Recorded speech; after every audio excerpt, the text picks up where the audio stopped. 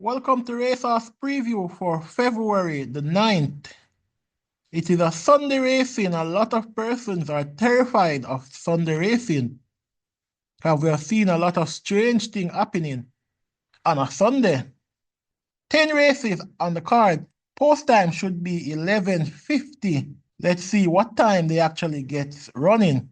Horses of note in the first race include KP Choice with Ismael Velasquez. KP Choice won last time out, fending off Power Ranking, who was running on against KP Choice.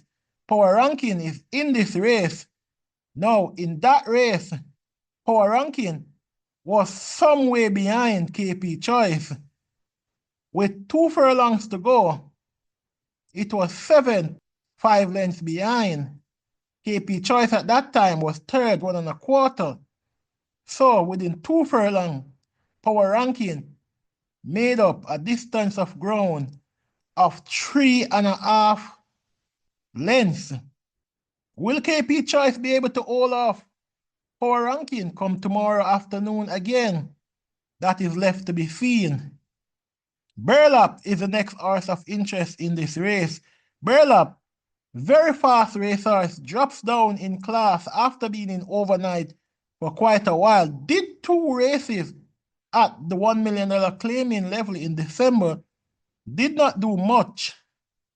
And on account of that, I'm really wondering if I should have this horse as my third choice, but I'm going with the ability of this horse that I know it can produce. Not entirely sure about his fitness.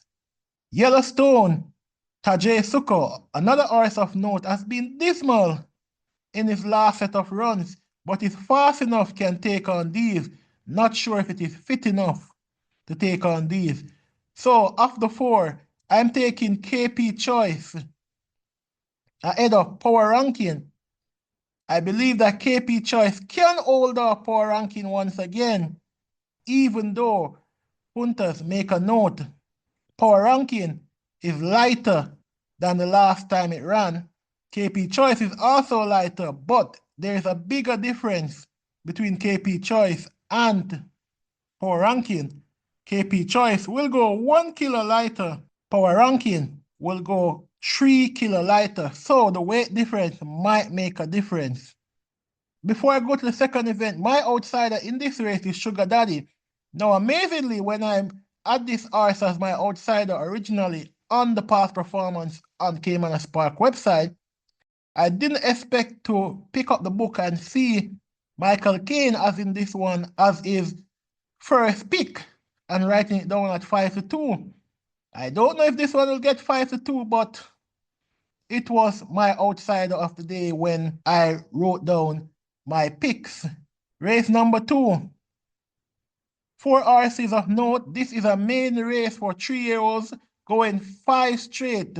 Now, in this race, we see another one. This one coming out of the stable of Baba Nunez. We see Modern Monarch coming out of the stable of Wacky Lynch. We see Uncle Baba, who is not coming out of the stable of Baba Nunez, but Barrington Bernard. And we also see in this event Alchemy of Souls coming out of Jason DeCosta stable. Now, Alchemy of Souls was supposed to run in January, was scratched. Since then, I've not done much at exercise to wow me. And Jason DeCosta is someone that likes to work his horse at exercise, and he likes to let them fly, release the reins. So that workout that I'm seeing, I'm not impressed knowing the methodology of Jason DeCosta's training. In this race, Uncle Baba Javanil Patterson, one exercise seen in the book for this one, 48-2, 104-3, running with Yellowstone. Not sure of his potential. This one has to be taken on information.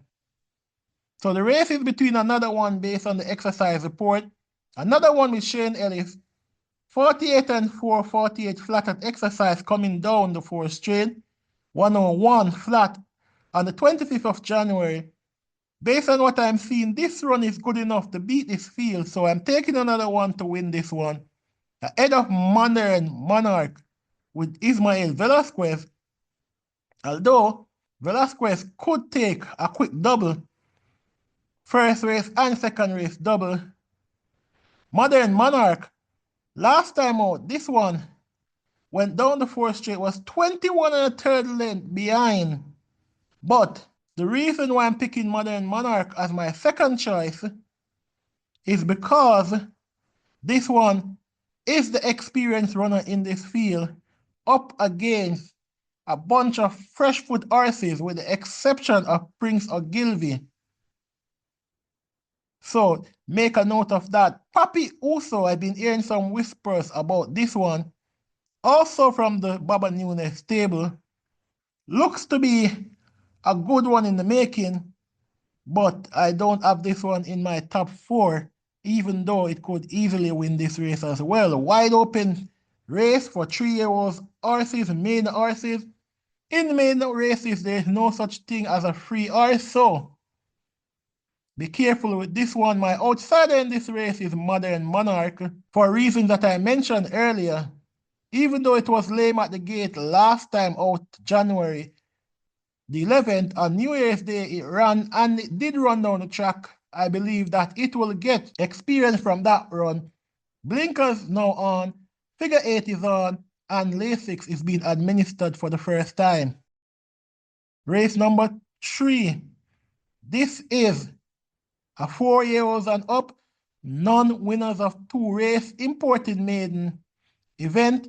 They go a distance of 5 straight. Horses of note in this one.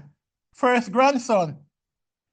First Grandson seems to run one pace or walk out of the gate. This one.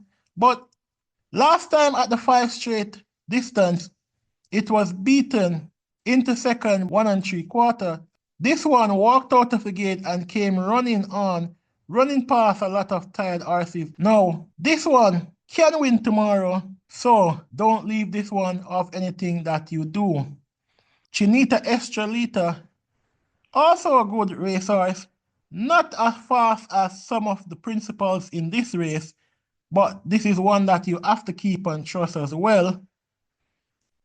Last one coming around the 5 round in November, led from start to finish, showed a lot of speed, but has not shown anything since coming up into class. And speaking of coming up into class, number 3, a Plum, won easily and last, 101 and 3, beating Lady Sarasuta, who was all the rage.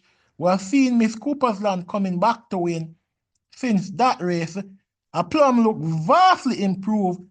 A Plum looks like the horse to beat in this event. Number 4 is Linstead Market with Emilia McLean, also won easily and last, but didn't beat much. And yes, you can say that a Plum didn't beat much either, but Linstead Market, I don't think is as fast as a Plum. Linstead Market has been all the rage for the last 4 runs, was sent off as a 3-5 favorite on the 18th of January, ran down the track beaten by Kellan and Shady Joe Valley of Love, going 6.5. At the reduced distance, it got closer. 5 round in December, this one was 1.5 lengths behind. Then it stepped up in distance to 7, then 6.5, and was quite some distance behind. So it seems as if this distance of 5 straight could be the distance for this racehorse. The approximate distance seems to run better when it's going 5 round, 5.5. So 5 straight could be the distance that it wants. Don't leave Linstead Market out of your calculation. Blood Moon with Dane Dawkins. Good racehorse. Very fast racehorse, as a matter of fact. If you're looking for horses for courses, Blood Moon, last win was a 6.5 win, but coming down the 5 straight the 2nd of November, this one ran down Happy Force and Chinita Estrelita. Didn't catch them that day, but did a time of 1 minute and 4/5 of a second, showing some speed that day. Blood Moon cannot be left off your bets. I'm taking to win this one. Number 3, a plum to make it 2 from 2 at a decent price, ahead of first grandson, Linstead Market, Blood Moon. Or should I say Blood Moon over Linstead Market. Chinita Estrelita is my outsider in this event. Chinita Estrelita has demonstrated that it can sprint with this level in the past, so let's see what will happen. Race number 4, maiden race for 4-year-olds and up. Horses of note in this one, Noble Sovereign with Richie Shakes. Richie Shakes looking to have quite a few horses on this card that can do some damage. Last time out, this one ran down Linstead Market, Pappy Dan, Girlie the Butcher. Ran at an even pace in that event. Prior to that, this one was running against Town Star Pappy Dan, being beaten by Linstead Market. Now, I've been hearing a lot of whisper about Noble Sovereign, but I am not 100% sure if this one can win this one. So I'm taking this one as my outer of the day on account of this one seems to be fit and looks to be improving according to my eye. So let's see what it can do come tomorrow. Gelroy should win this one. Gelroy, last time out, came down to 4-5, was beaten on the line by my outside of the event, Miss Cooper's Land, and I also tipped Miss Cooper's Land to win the race, and it was also my outsider. Miss Cooper's Land was improving rapidly, in my opinion, and it beating Gelroy was no surprise to me. I am giving Gelroy the edge this time out, though. Gelroy is my pick on account of being fit and being better than these horses in the field. Second run after layoff for Gelroy, so it should improve based on that first run. The only issue with Gelroy is that it is now reporting from a different barn. That is my only concern with Gelroy. So Gelroy to take this one ahead of Nova Sovereign, who is also my outsider of the day. Horse of note in this one also include Lucky Papa, who should be third.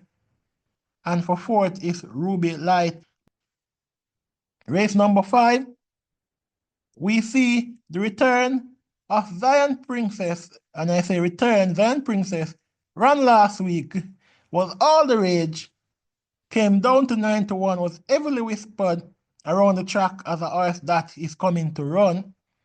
It did look as if it was coming to run, but was running on late against Buzzer Salt and Stanislav. Zion Princess did well in that event, now comes back to a distance of 7.5. Could be that this horse is looking for the extra real estate. Let's see. Now, in this race, we also have 6th Avenue. 6th Avenue ran well on the 17th of November to win, beating Sunshine Cat, and She's a Prado came back and was prominent for a good while against the likes of Jones Strike Line of Ekati, but did not win that one. Was a late non-starter prior to his last race, and then is now at a different barn. 6th Avenue will have to beat me tomorrow. I am not expecting this one to win this event. Pro Johnny, quality racehorse compared to the rest of the horses in this field, but being conditioned by Stephen Todd is the only reason why I gave this one a second look. Not expecting much from this one tomorrow, and always vigorous. Not a bad racehorse compared to the rest of horses in this field. But I'm not going to waste a lot of time on this one. Zion Princess will take this one on account of fitness. Fit horses win races. So I'm taking Zion Princess to win this one. Ahead of 6th Avenue. Then Pro Johnny. For third, Always Vigorous. And my outsider in this event is JJ Warrior. Now this JJ Warrior has not been running well recently. It's due a good race. Now, JJ Warrior is faster than most in this field, doesn't have much speed to bother it outside of Zion Princess. So if Zion Princess does not show up tomorrow, JJ Warrior can actually beat these. But of all the outsiders of the day that I have tipped in races so far, this is the one that I'm fancying the least. Race number 6, an interesting main event. We see number 1, Uncle Harry, looking good at exercise on the 2nd of February, doing 5.5 in 107 and 4. This one is being conditioned by Ian Passard. Now, Ian Passard is like Jason DeCosta. He likes to release the rein on his horses in the morning and let them go. So, make a note of that. 107 and 4th exercise. Uncle Harry is coming to run. Also in this event, number 7, Mark My Identity. Mark My Identity with Dane Dawkins. The figure 8 is now on Mark My Identity. Last time out, this horse came out of the gate very slowly and ran on, going a distance of 7 furlong. Now it returns to 7 furlong. This one lost by 1.5 length to My Eclipse, and My Eclipse was a big winner in terms of price. Now, Mark My Identity was in a race with Runaway Star, who was all the rage. Runaway Star decided not to take part that day. Now, in that same race, one of the runners in that same race has returned and have won. Now, that is a good indication when you run against horses and you beat horses in a maiden race, and that horse come back to win. So, keep an eye out for Mark My Identity. Number 2, with Dick Cardenas, that same horse, Nebuchadnezzar, or however it's pronounced. Good luck to the commentator tomorrow with that racehorse, that number 2 racehorse. Now, this one, I've been told, is a good racehorse. Didn't show much last time out, but I'm still keeping my eyes on this one because I'm expecting a good run from this one. Number 9, Roaring Kitty. Now, Roaring Kitty last time out ran well against Hazelnut. This one is being conditioned by Ian Passard. The tongue tie is now on, a change of equipment for this one. A positive jockey is being put up, Ismael Velasquez. On debut, we see where Radish Roman was on this one. This one has been getting some good jockeys, which suggests that the backers of this racehorse believe that this one is a good racehorse. So keep your eye out on this one. So in this event, the 6th event, I'm taking number 7, Mark My Identity, to beat the all-in favorite, Uncle Harry, on account of Mark My Identity having run already. Now have a change of equipment as race experience up against Uncle Harry from Ian Passard camp. Ian Passard, as I said, is known to let his horses fly at exercise. So I'm not usually one who gets scared when I see certain times from that camp or from the Costa camp. Roaring Kitty should be 3rd, and for 4th, Dick Cardenas on the number 2 horse. The 7th event, Empress Breeze, is an all-in favorite for that main event for 5 AOs and up. Shane Ellis is riding this one. Now, the last time out, I told you guys that Empress in the Breeze and Medal Award are two race horses that do not like to win races, and there's a strong possibility that someone else could win that race. Now, in that same event, I believe You Look Okay was either my third or my fourth choice in that one, in a race that I told you guys that Empress in the Breeze and Medal Award are two horses that I wouldn't be surprised if neither of them win the race. Come tomorrow, though, Shane Ellis is back on this one. They're going 5 rounds. Now, reading through this race, I have no choice but to give Empress in the Breeze the winning tomorrow afternoon in terms of looking at the other horses in this race. I am not seeing who can beat it. Last time out, You Look Okay, and trying to remember the other horses, that the one that I had as my third and my fourth choice. Those two horses had strong chances in my book, and one of them did win. But looking at this race, number one, Double the Cash, one of the principals in this race, for example, have not been showing much in his last set of races. Number 4, Monimus, Blinkers is on, Cheek Piece is off. Now, this one is coming from the stable of Richard Brown. I'm not expecting much from this one either. This one has not done much to show that it can win this race, either on form or on back class. And then in this same event, we are Blinking Light with Laris Allen. Now, Blinking Light was also in that You Look Okay race, was beaten by both Empress in the Breeze and Medal Award. Blinkers are now off. Visor is on. Tongue Tie is on.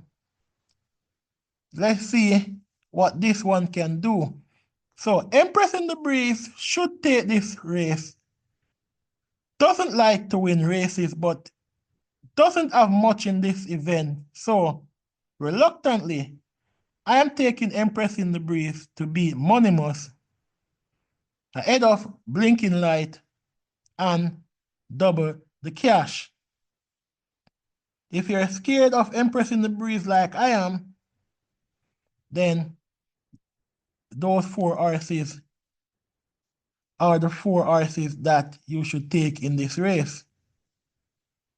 The 8th event, they go 6 furlong. Sky Rizzy, Golden Loyalty, Dan Pablo, and Princess Ifia are the horses of note in this one. Princess Ifia, the blinkers are now on. Now, this one has not shown much since stepping up into class, with the exception of that the 8th of September run, where Raleigh going 5.5 to almost catch Miss Linton, going a distance of 6 furlong. I am not expecting Princess Ifia to win this event, but this is horse racing, anything can happen. Give Me the Light won easily last time out, 49 flat, not the best of times, but prior to that, Give Me the Light ran well against Ahmad Ali and beating She's Prado on those horses. Give Me the Light will have Roger Hewitt on its back. I've not been seeing much exercise report from this one. Last time this one was at the track was the 24th of December. So let's see what this one can do come tomorrow afternoon. Dan Pablo with Dick Cardenas. Good horse when it's focused, but I'm not sure what's going on with this one recently. The last time this one came to 6 furlong, won in a time of 1 minute 15.4, beating Sky Rizzy, who should be the favorite come tomorrow. So make a note of that, if you will, that this Don Pablo has defeated Sky Rizzy coming to this distance, but since stepping up into class, Dan Pablo has not done much, so also make a note of that. Number 4, Golden Loyalty has been outpaced last 2 races, but doesn't have anyone the like of Equinox or Bulletproof Coffee, Uncle Nub, those kind of speedster in this event. So going a distance of 6 furlong, not having the fastest of horses around it, Golden Loyalty could set off in front and could be difficult to rein in. Number 5, Sky Rizzy should sell favorite based on what I'm seeing, but I'm not sure. Remember, I told you that Dan Pablo beat this one on the 29th of September. This one, since stepping up, has not really shown any improvement or anything like that. So I am not sure if Sky Rizzy will live up to his favorite billing come tomorrow afternoon. In this event, and wide open event, I am taking number 3, Dan Pablo, to win this event ahead of number 4, Golden Loyalty, number 5, Sky Rizzy, and number 1, Princess Ifia. My outsider in this event is number 2, Give Me the Light. Now we're down to the 9th race. Bootylicious, last time out, kicked out a lot of teeth by beating Desert Malibu and Pack Play. And that day, though, Bootylicious was handicapped to win this event. That event, I should say. Now, comes back, John Post 1 against some useful race horses. Still is the fastest horse in this field, in my opinion. But don't count out other horses in this field who does have some bit of class. Blue Vinyl has a lot of class, and class could be what Blue Vinyl used to be prominent in this race. Also in this race, we see number 3, Perfect Brew. Now, Perfect Brew is a horse that likes to run on, and if the headline is at, Perfect Brew could run on in this race and could make some trouble. Also in this event, Rainsville, not suited for this distance, but Rainsville could run on near the end and get a top 4 spot. Benson, also a decent racer. Benson does have some speed. Don't think Benson is as fast as the likes of Atlantic Convoy though, nor is Benson as fast as Bootylicious. This event will come down to whether Bootylicious is in the same form it was the last time out. I'm taking Bootylicious to win this one, running away from the likes of Atlantic Convoy and Blue Vinyl. For a second, I was thinking between Atlantic Convoy and Blue Vinyl. I think the distance, though, is not best suited for Blue Vinyl, so I'll give Atlantic Convoy the nod over Blue Vinyl in this one. And for 4th, in this event, I'm looking at Perfect Brew. Now, my outsider in this event is none other than Benson. The last event is an interesting event. They are going a distance of 5 straight. This one is for 600,000 to 700,000 claiming horses. 13 horses are declared. Now, in this race, in my opinion, it will be between the youngsters and the back class. So this is youngsters versus back class in this event. Restoration now being conditioned by none other than Michael Caine Jr. Now, Michael Caine Jr. is the person that writes the race book. the picks in the book as far as I am aware. And Michael Caine Jr. is saying that Restoration is his #1 pick for this event. Fisherman never say that their fish is no good, but surprisingly, I also like Restoration. Restoration last time out did 47-1, beating the likes of Adenosine, who is also in this race, and Phoenix Risen, who is also in this race. Make a note of that. And both Adenosine and Phoenix Risen are expected to run well in this event. Now, my only concern with Restoration is this one has not ventured 5 straight as yet. All 4 runs have been at the 4 straight distance. This is the first time this one is coming 5 straight. So that is my only concern with Restoration. I'm not sure if that is a valid concern, but that is my concern. In this race, Matuso, also a very fast racehorse, did 59-1, running on against the likes of Gratian Light, beating El Rapido. Now, those horses are fast racehorses. That was last year in August.